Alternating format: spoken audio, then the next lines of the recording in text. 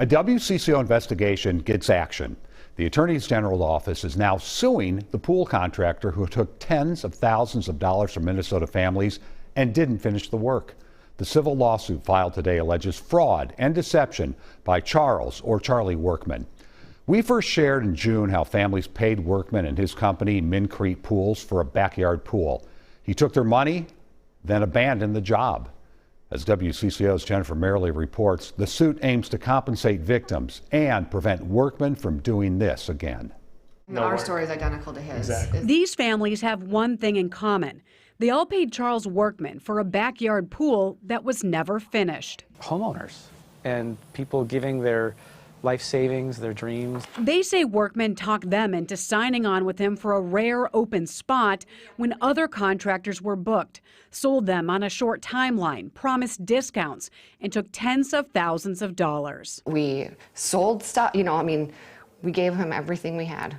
You sacrificed. Oh, huge. And we still are. Workman failed to start many jobs. In other cases, he'd leave a gaping hole behind and unfinished work. We have facts now of him saying the exact same stories in timelines of different people, proving there was no intent. This is deceptive, a trade practice. This is fraud. It's morally wrong, but it's also illegal.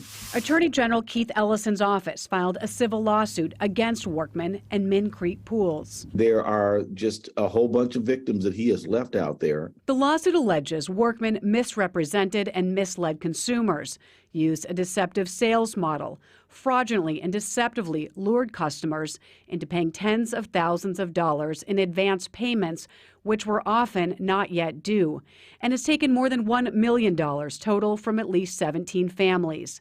Workman was previously criminally convicted of theft by deception in Kentucky. His scam was fairly simple. He's a person who has personal ability to persuade. He represented himself as a pool builder. He would get money up front as much as he could. And in some cases, he would just ghost people. Ellison says there's a pattern, and he's not going to let him get away with it. Workman's going to have to answer. He's going to have to compensate his victims. He's going to be held accountable. It's been a really exhausting process. Families out money, relieved. We're making a difference. Their calls for help are being heard. We're happy. We're happy that there's movement. We're excited that there's movement. There's been a lot of anger, bitterness, tears. And being acted upon. I do feel proud having been able to speak up, be the voice, be the fuel, the wheels. Jennifer Merrily, WCCO 4 News.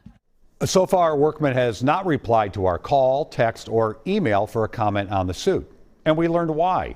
He's in a Kentucky jail on a warrant for fraud out of Indiana. Pool contractors are not required to be licensed by the state of Minnesota, preventing customers from accessing the state contractor recovery fund. Since WCCO began investigating Workman, a state lawmaker has proposed closing that gap in the law. To see our previous stories, head to WCCO.com.